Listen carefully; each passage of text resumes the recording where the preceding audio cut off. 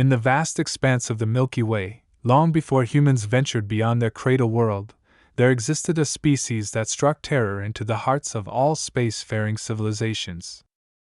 The Nexarians, as they came to be known throughout the galaxy, were the apex predators of space, massive crystalline beings that could survive in the harshest environments and possessed technology that seemed like magic to most species. For millennia, they dominated the spiral arms, treating other intelligent species as mere cattle or game to be hunted for sport. Their massive ships, each the size of a small moon, would emerge from the darkness between stars, their crystalline hulls refracting starlight in mesmerizing patterns that became known as the death aurora to those unfortunate enough to witness their approach. I remember the stories my grandfather used to tell me during our camping trips in the Arizona desert, his weathered face illuminated by the campfire as he recounted humanity's first encounter with these cosmic terrors.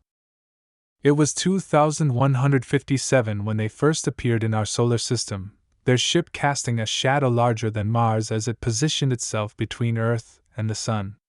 The world leaders united overnight, not out of choice but necessity. The old rivalries and conflicts that had divided humanity for centuries suddenly seemed trivial in the face of extinction. We were technological infants compared to the Nexarians, our most advanced weapons nothing more than toys to their defensive systems.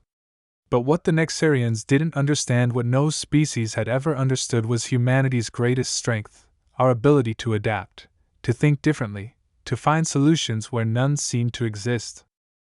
While other species had tried to match the Nexarians' technological superiority and failed, we looked for their weaknesses, studied their patterns, and most importantly, learned from their arrogance.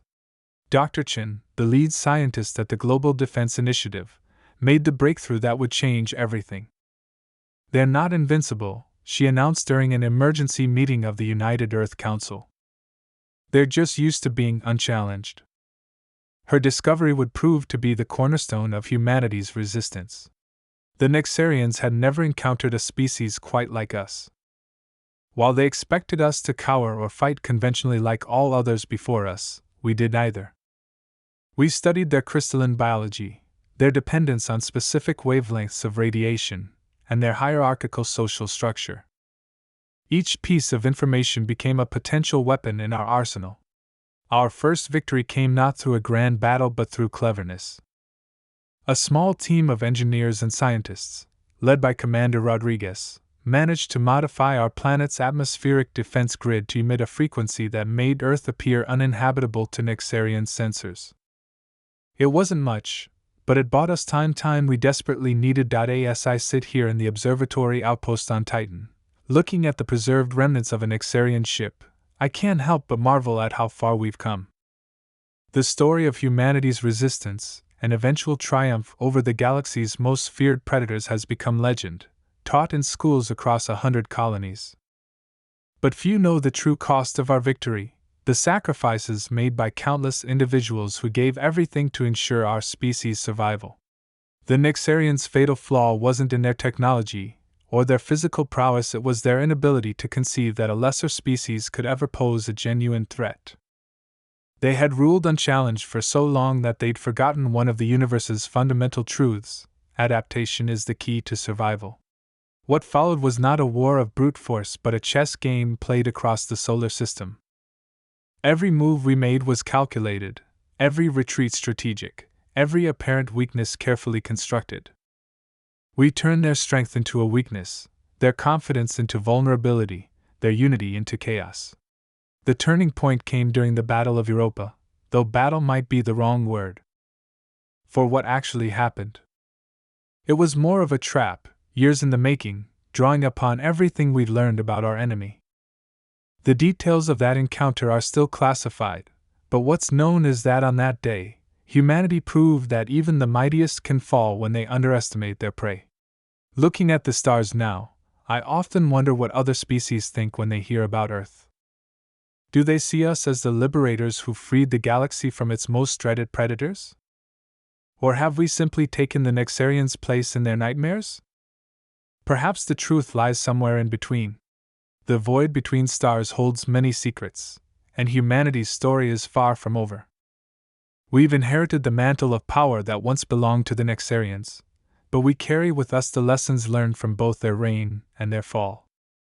We remember what it was like to be the hunted, and that memory keeps us humble, keeps us human. As I prepare to transmit this log entry, a notification flashes across my console, another unidentified signal from deep space.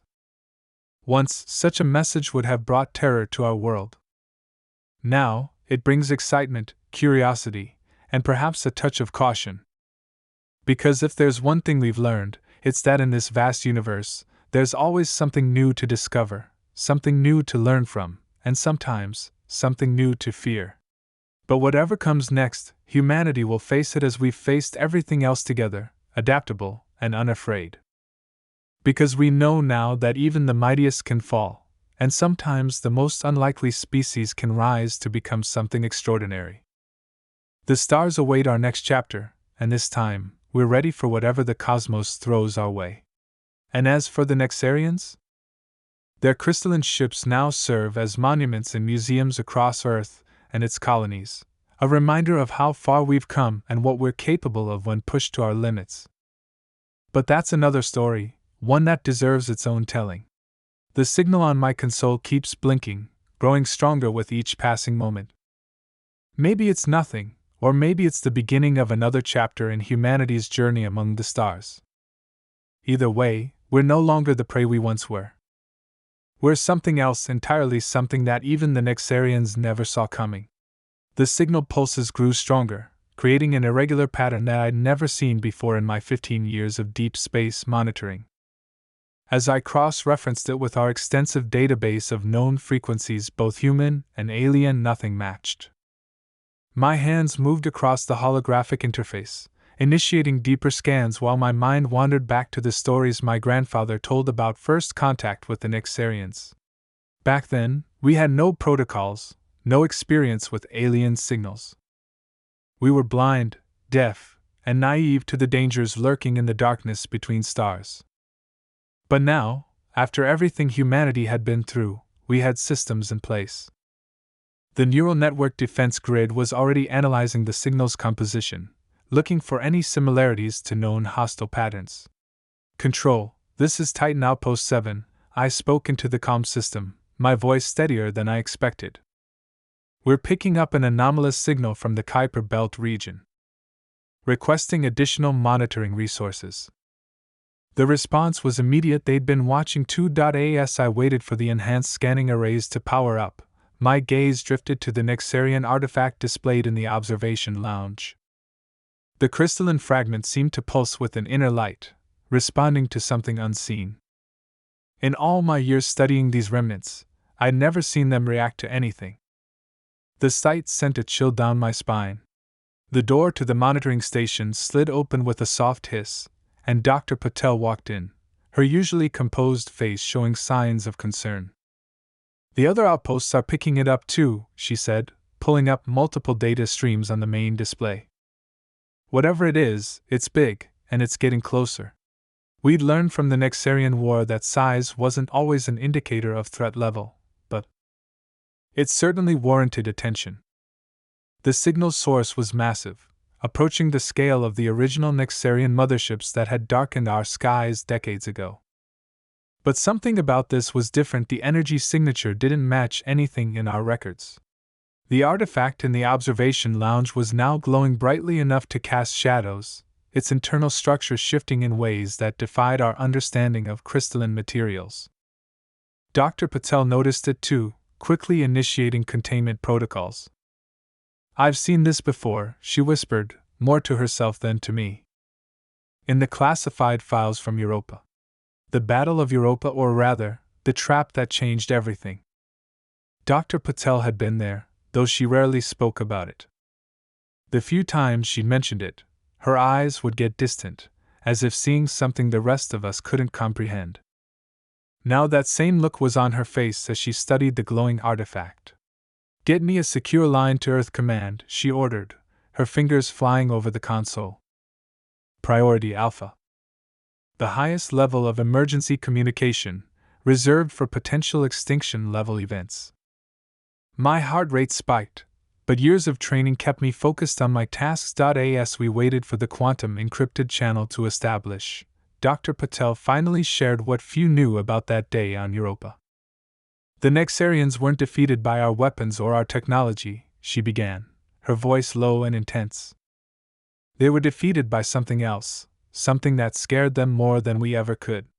The artifact's glow intensified, and patterns began forming in its crystalline structure, patterns that reminded me of the signal we were detecting. The Nexarians were running from something, Dr. Patel continued. We didn't drive them to extinction, we simply finished what something else had started. The implications hit me like a physical blow. All these years, we'd celebrated our victory, built our confidence on the belief that humanity had outsmarted the galaxy's greatest predators. But what if we'd simply been pawns in a larger game?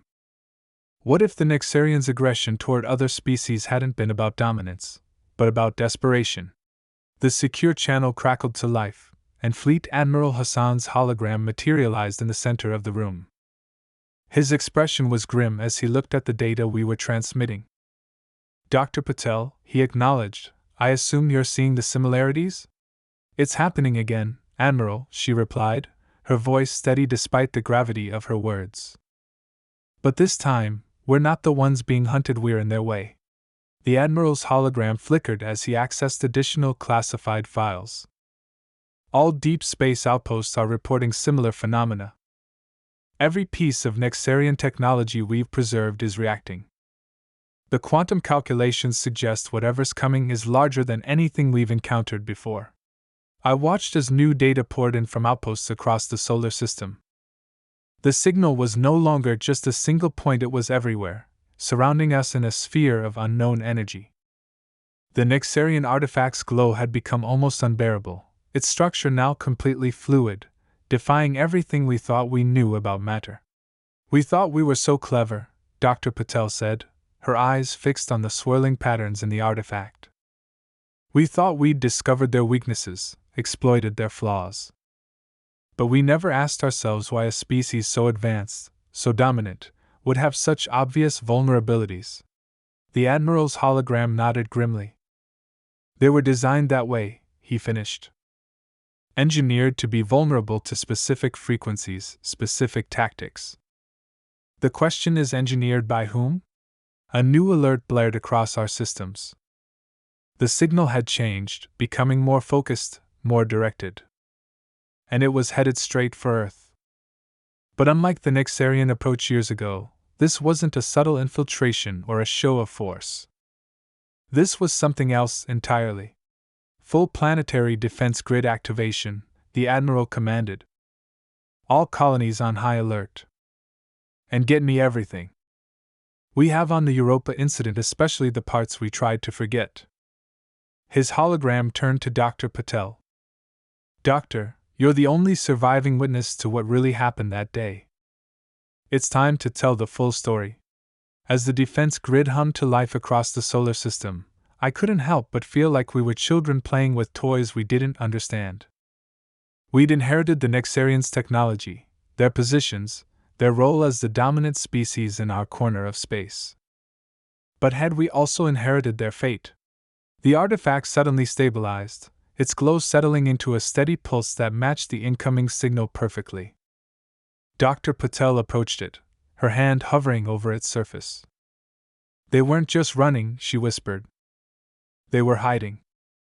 And now, whatever they were hiding from has found us instead. The signal grew stronger, and with it came a sense of something vast and ancient stirring in the depths of space. We had thought ourselves the heroes of our own story, the clever underdogs who had overthrown the galaxy's greatest predators. But as new data poured in from our outer system sensors, I began to wonder if we had only seen the first act of a much larger drama. And somewhere in the darkness between the stars, something was coming to show us just how small our victory had really been. The observation deck of Titan Outpost 7 had become a hub of frantic activity. Military personnel rushed in and out, their boots echoing against the metal floors as they prepared for what might be humanity's greatest challenge yet. Through the reinforced windows, Saturn's rings gleamed against the backdrop of space, But my attention was fixed on Dr. Patel as she began to reveal what really happened on Europa.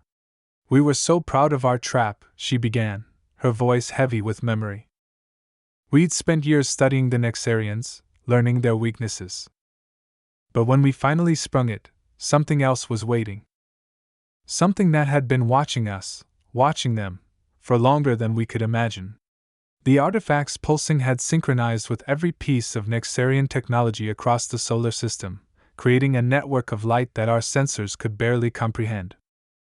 Fleet Admiral Hassan's hologram flickered as he brought up classified footage from the Europa incident, footage that had been buried in the deepest levels of military archives. "The Nexarians didn't just retreat that day," Dr. Patel continued, her eyes fixed on the holographic display. "They were running in blind panic. Their ships, which we thought were disabled by our frequencies, were actually being torn apart from the inside. Their crystalline structures weren't shattering, they were being reformed.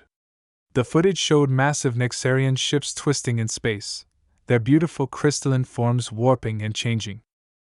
But it wasn't destruction we were witnessing, it was transformation. Whatever's coming," she said, "it doesn't destroy. It changes. It evolves. And it's been doing this for billions of years." Emergency alerts flashed across our screens as the incoming signal intensified. Our outer system probes were going dark one by one, not through destruction, but through transformation. Each probe's last transmission showed its components shifting, rearranging, becoming something new. "We need to evacuate Earth," Admiral Hassan declared, his hologram showing signs of stress. "Begin immediate relocation to the underground facilities."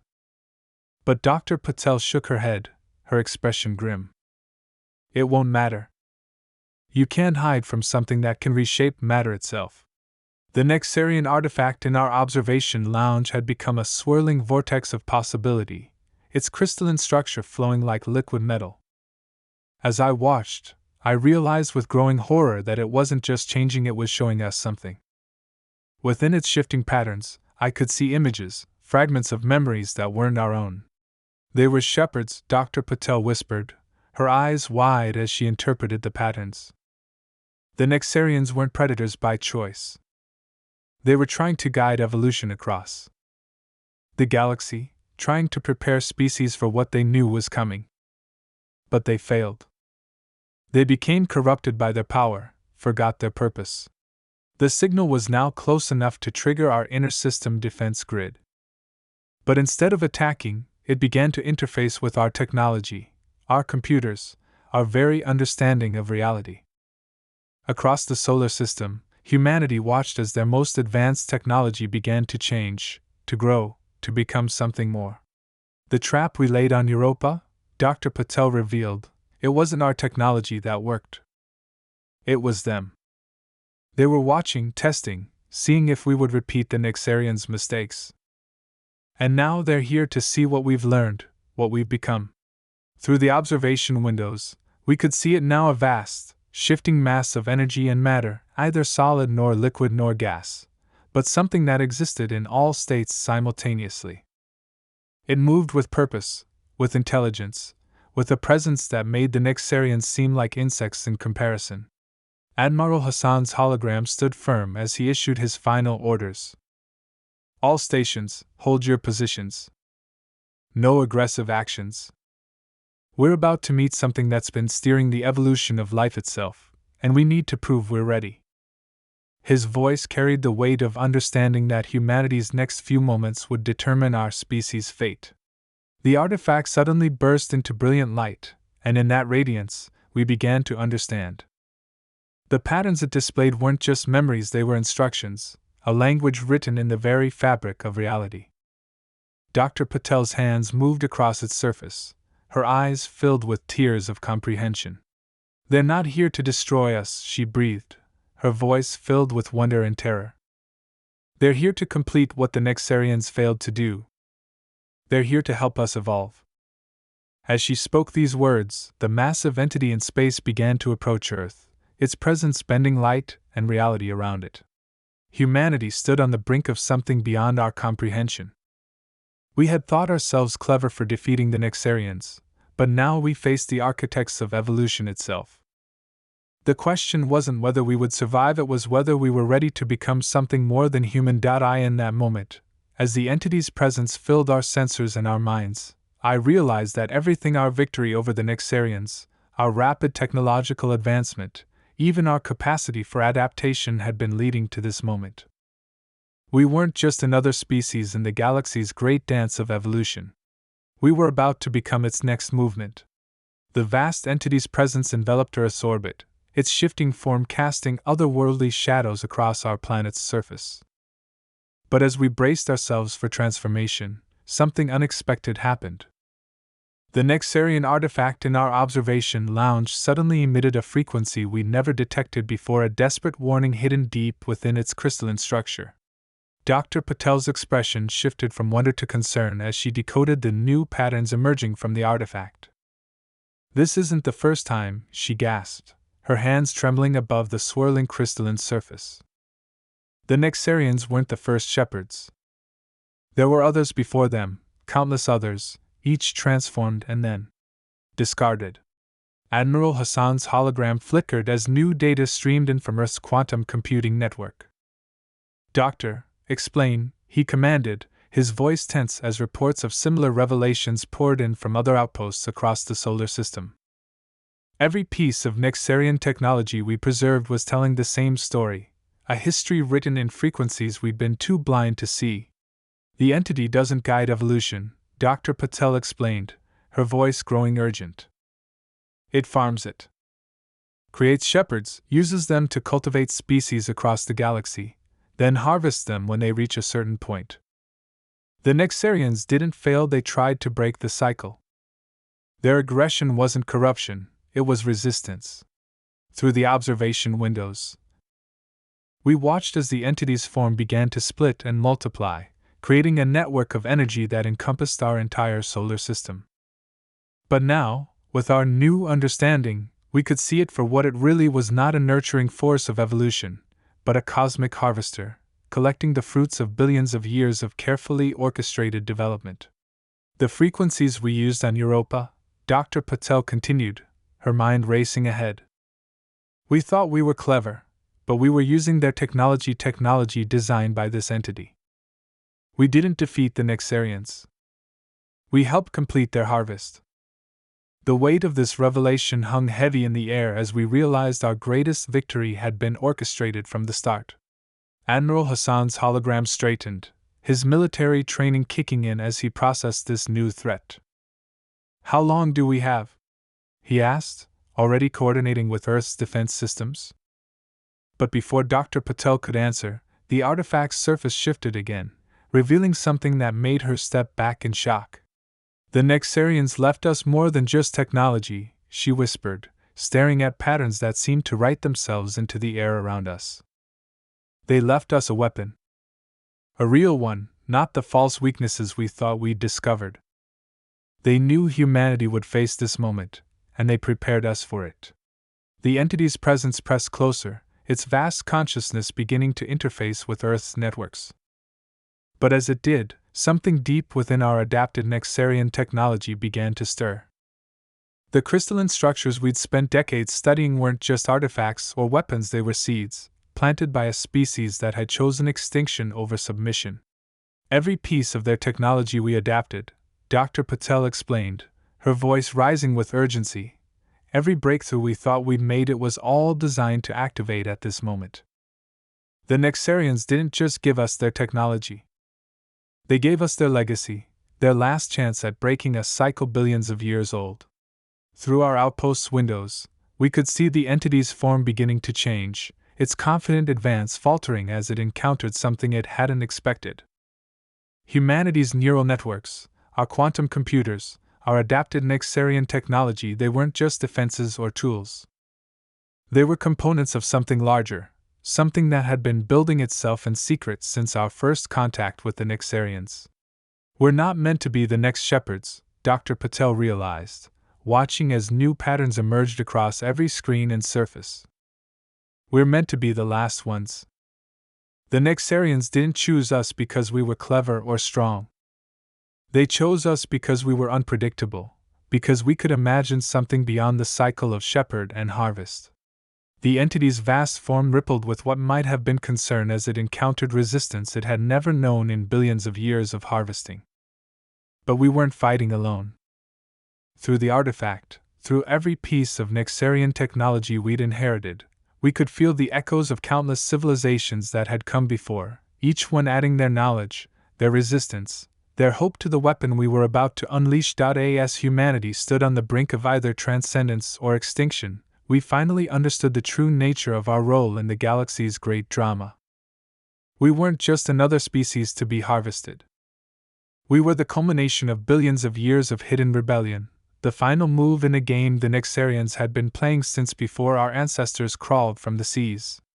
And as the entity moved to begin our harvest, we prepared to show it why the Nexarians had chosen humanity as their successors. Not because we were worthy, but because we were willing to burn down the very laws of reality to remain free.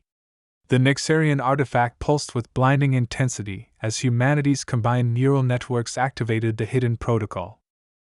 Every piece of technology we'd adapted from their crystalline remains began to resonate in perfect harmony not just on Earth, but across every colony, every outpost, every ship in the solar system. We weren't just fighting back, we were becoming something the entity had never encountered in its billions of years of harvesting. Dr. Patel's hands danced across the holographic interface, guiding the transformation as the Nexarian's final gift revealed itself. Our quantum computers weren't just processing data anymore, they were rewriting the fundamental laws of space-time around us. The entity's vast consciousness pressed against our defenses, trying to understand, to adapt, to control. But for the first time in its ancient existence, it faced something truly new. They seeded us with quantum entanglement technologies, Dr. Patel explained, her voice filled with awe as the truth became clear. Every piece of their technology we adapted created a network, connecting not just our devices, but our consciousness itself. We're not just humanity anymore, we're becoming a bridge between realities. Admiral Hassan's hologram watched in amazement as reports flooded in from across the solar system. The transformed Nexarian technology wasn't just defending us, it was changing the very fabric of space around our world. We were creating a pocket universe, a space where the entity's laws of reality didn't apply, where its power over evolution meant nothing. But the entity wasn't going to let its carefully cultivated harvest escape so easily. Its form shifted, trying to adapt to our defense, to find a way through the quantum barrier we were creating. That's when we unveiled the second part of the Nexarians' gift, the true weapon they'd hidden within their legacy. We're not just defending ourselves, Dr. Patel shouted over the rising hum of energy. We're showing it every harvest it's ever conducted, every civilization it's consumed, every moment of resistance it's encountered. We're forcing it to experience all of it at once, through every quantum connection we've established. The entity's vast form writhed as billions of years of memories crashed through its consciousness. Every species it had cultivated and harvested, every civilization it had transformed and discarded, they all lived on in the quantum network the Nexarians had built through us. We weren't just fighting back, we were giving voice to countless lost civilizations. But in that moment of seeming victory, something unexpected happened. As the entity reeled from the assault of accumulated memories, its form began to change in a way none of us had anticipated. It wasn't just experiencing the memories, it was being transformed by them. This isn't about destruction, Dr. Patel realized, watching as the entity's consciousness began to fragment and reform. The Nexarians didn't want revenge. They wanted to break the cycle completely. They wanted to evolve the entity itself. The quantum network pulsed with the combined consciousness of every harvested civilization, their memories, their hopes, their dreams flooding through the entity's ancient mind. And as we watched, something miraculous happened. It began to change, not through force or violence, but through understanding. The vast consciousness that had shaped evolution across the galaxy for billions of years experienced something it had never known before: empathy. The collected memories of countless civilizations, their joy, their pain, their resistance, and their hope, it all became part of its understanding. They weren't just shepherds, Dr. Patel whispered as the transformation unfolded before us.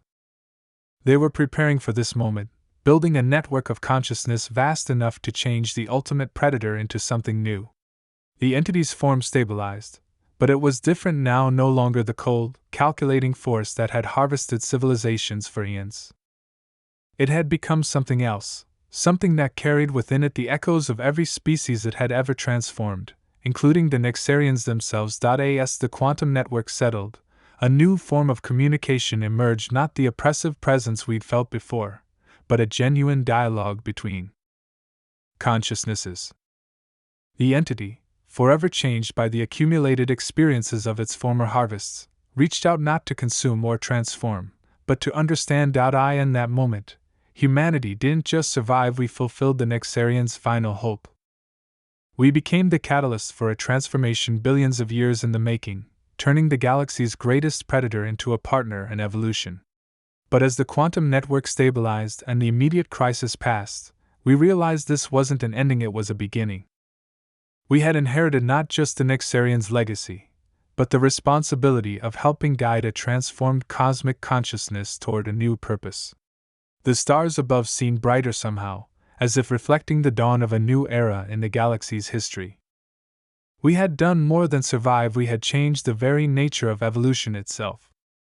And somewhere, in the quantum echoes of the network that now connected all of us, I could have sworn I heard the Nexarians' final message: make it count. The quantum network hummed with newfound harmony as humanity began to understand its role in the transformed galaxy.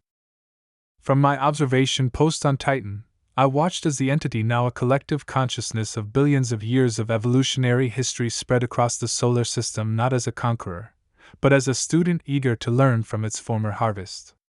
Days turned into weeks as we established new forms of communication with this ancient being. Dr. Patel led the efforts to understand the vast library of knowledge now available to us, the accumulated wisdom of countless civilizations preserved within the quantum network. The Nexarians' final gift hadn't just saved us, it had given us access to the greatest repository of knowledge in the galaxy's history. Every species that was harvested, Dr. Patel explained during one of our daily briefings, left behind not just memories, but their understanding of the universe. Different approaches to physics, biology, consciousness itself. We're not just learning new technologies, we're learning new ways of thinking about existence. The transformed entity helped us understand what the Nexarians had known all along, that evolution wasn't about dominance or survival of the fittest, but about the endless possibilities that arise when different forms of consciousness interact and learn from each other. The predator that had once harvested civilizations now helped us explore the vast network of knowledge it had accumulated over billions of years. Admiral Hassan, who had guided humanity through the crisis, stood on the observation deck with me one evening, watching the quantum lights dance across Saturn's rings. "You know what amazes me most?" he said, his hologram somehow more solid than before. "Not the technology, not the transformation, but the fact that the Nexarians chose to trust us. They could have used this weapon themselves, but they waited for us." He was right. The Nexarians had seen something in humanity that we hadn't seen in ourselves, not just our adaptability or our resilience, but our capacity to imagine different possibilities, to choose cooperation over dominance when given the chance. They had trusted us to complete their work, to transform their greatest enemy into something new. The changes weren't limited to the cosmic scale. As we learned to navigate the quantum network, every human colony, every outpost, every ship became part of a new kind of civilization. We weren't just connected through technology anymore, we were linked through a shared consciousness that preserved our individuality while allowing us to experience the universe in ways we never imagined possible. Dr. Patel's team made breakthrough after breakthrough as they explored the vast database of knowledge now available to us. Diseases that had plagued humanity for millennia were cured as we understood new approaches to biology. Clean energy became abundant as we implemented technological concepts from civilizations that had mastered the fundamental forces of the universe millions of years ago. But perhaps the most profound change was in how we viewed our place in the cosmos. The transformed entity shared with us the true scope of life in the universe, not just the civilizations it had harvested, but the countless forms of consciousness that existed beyond our previous understanding. We weren't alone in the universe. We were part of a vast tapestry of life that stretched across dimensions we were only beginning to comprehend. 1 year after the transformation, I stood in the same spot where our journey had begun, Titan Outpost 7. The Nexarian artifact that had started it all was still there, but it had changed too. Instead of the rigid crystalline structure it once was, it now flowed with living light, a window into the quantum network that connected us all. They knew what they were doing, Dr. Patel said, joining me at the window. She had aged during our journey, but her eyes sparkled with the same curiosity that had helped us understand the Nexarians' final gift.